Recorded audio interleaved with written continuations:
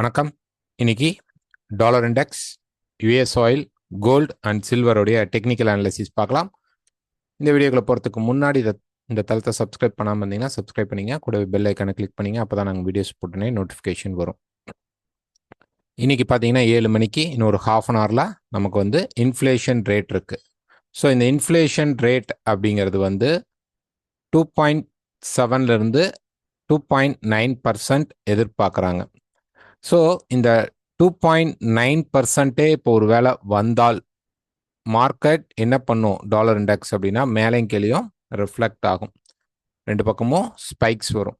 ஒருவேளை எபோவ் 3.0 அப்படிங்கிற ஒரு பாசிட்டிவ்ல டேட்டா வந்தால் கண்டிப்பாக கீழே கொஞ்சம் வந்தால் கூட மார்க்கெட் அதுக்கப்புறம் ஓவரால் பையிங் சைடில் போயிடும்.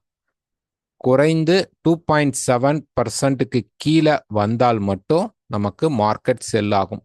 ஸோ இந்த டேட்டாவை பார்த்துட்டு அதுக்கப்புறம் மார்க்கெட்டுடைய காலை நீங்கள் எடுக்க ட்ரை பண்ணுங்கள். நேற்று வந்து பிபிஐ வந்து நெகட்டிவில் தான் வந்துச்சு. ஓகே, ஸோ நாளைக்கு பார்த்தீங்க அப்படின்னா நமக்கு retail sales and unemployment claim இருக்குது. அதுக்கப்புறம் ஃப்ரைடே பெரிய நியூஸஸ் கிடையாது. ஸோ ஃபஸ்ட்டு நம்ம வந்து டாலர் இண்டெக்ஸ் பார்த்துடலாம். ஸோ டாலர் இண்டெக்ஸ் பொறுத்த வரைக்கும் பார்த்தீங்க அப்படின்னா மார்க்கெட் இந்த ட்ரெண்டோடைய மூமெண்ட்டில் தான் மார்க்கெட் இருக்குது, அப்சைட் ட்ரெண்டில் தான் மார்க்கெட் போயிட்டுருக்கு. ஓகே, ஸோ இப்போ வந்தால் ஒரு கரெக்ஷனாக மட்டும்தான் வரும். அப் டு திஸ் டிமாண்ட் லெவலுக்கு வந்துட்டு மார்க்கெட் திருப்பி மேலே போகிறதுக்கு தான் சான்சஸ் இருக்குது. இன்றைக்கி டேட்டா ஒருவேளை பாசிட்டிவாக வந்துருச்சு அப்படின்னா, யூஎஸ்க்கு வந்து ஒரு பாசிட்டிவான டேட்டாவாக வந்துருச்சு அப்படின்னா கண்டிப்பாக மார்க்கெட் இந்த ஹையை எடுக்கும். ஸோ இந்த ட்ரெண்டு ஸ்ட்ராங்காக தான் மார்க்கெட்டில் என்ன போயிட்டுருக்கு. அடுத்த திங்கட்கிழமை நமக்கு வந்து யுஎஸ்டைய நியூ பிரசிடென்ட் வந்து பதவி ஏற்கிறாரு. ஸோ அதுக்கப்புறம் மார்க்கெட்டில் நிறையா அதுக்காகவே மார்க்கெட்டை வந்து புஷ் பண்ணி வைப்பாங்க, நிறைய சேஞ்சஸும் நடக்கும். ஓகேங்களா, அந்த டைம் ஒரு அதிரடியாக சில விஷயங்களும் பண்ணுவாங்க.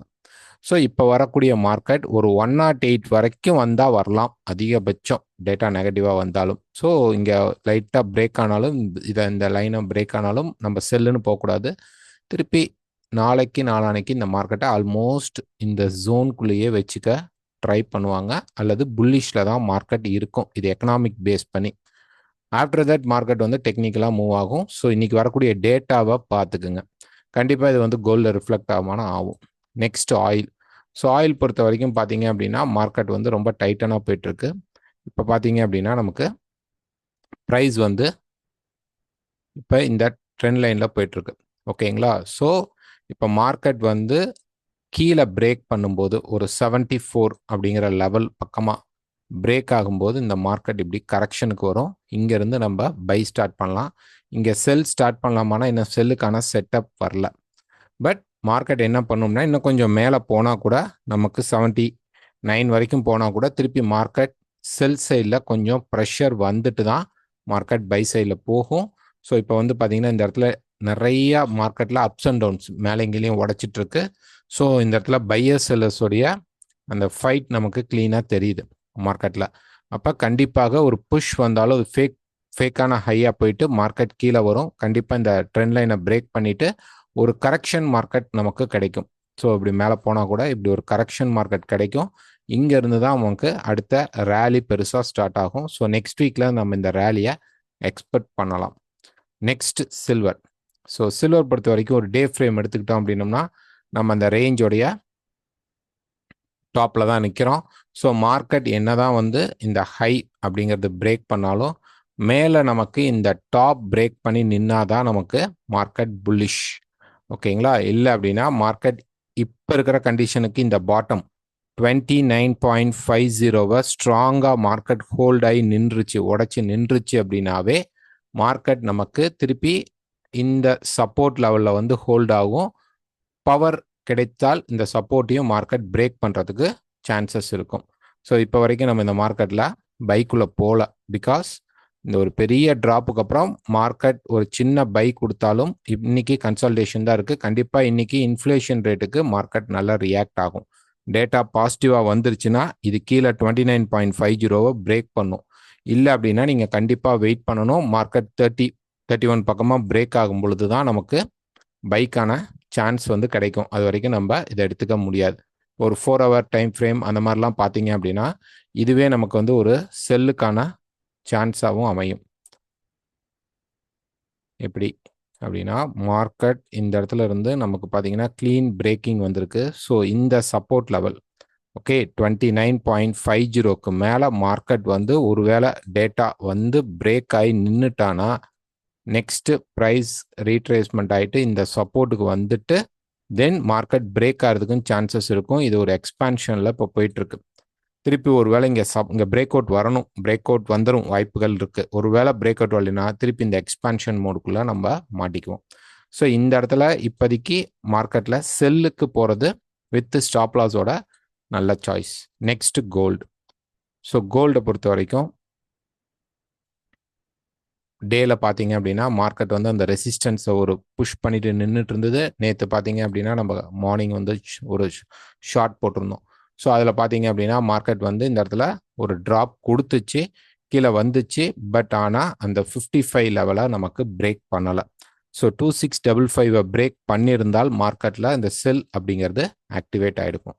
பட் ஆகலை. ஸோ இன்னைக்கு வந்து நியூஸ் வரும்பொழுது மார்க்கெட்டில் எந்த லெவலை நம்ம எதிர்பார்க்கலாம் அப்படின்னு பார்த்தீங்கன்னா கண்டிப்பாக இது 2655 பிரேக் ஆனால் தான் நமக்கு செல் சான்ஸ் அப்படிங்கிறது வரும். அது வரைக்கும் மார்க்கெட் பையில் தான் இருக்கும்.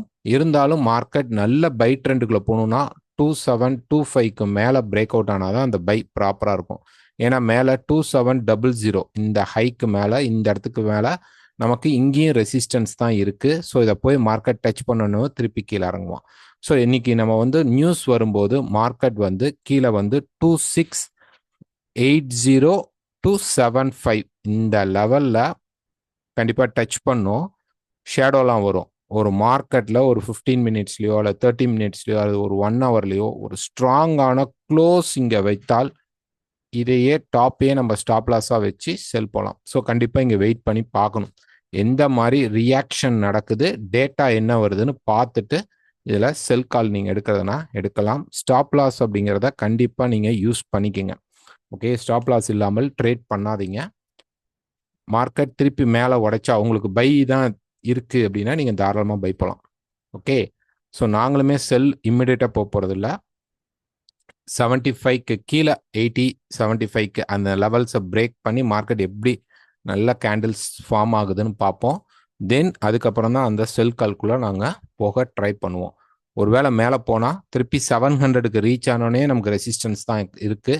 725 வரைக்கும் நமக்கு ரெசிஸ்டன்ஸ் இருக்குது. ஸோ எனி டைம் மார்க்கெட் திருப்பி ஷேடோ கொடுத்துட்டு செல் ஆகலாம். டேட்டா அப்படிங்கிறத ஃபாரெக்ஸ் ஃபேக்ட்ரியில் பார்த்துக்குங்க. அதில் கரெக்டாக நமக்கு 7 மணிக்கு வரும். ஸோ அதுக்கப்புறம் நீங்கள் உங்கள் டிசிஷனை ஒரு 1 மினிட் 2 மினிட்ஸ் கழித்து டேட்டா பார்த்துட்டு நீங்கள் எடுக்க ட்ரை பண்ணுங்கள். 80 75 பிரேக் பண்ணால் தான் கோல்டு செல் ஆக சான்சஸ் இருக்கும். ஸோ அடுத்த வீடியோவில் பார்க்கலாம். தேங்க்யூ.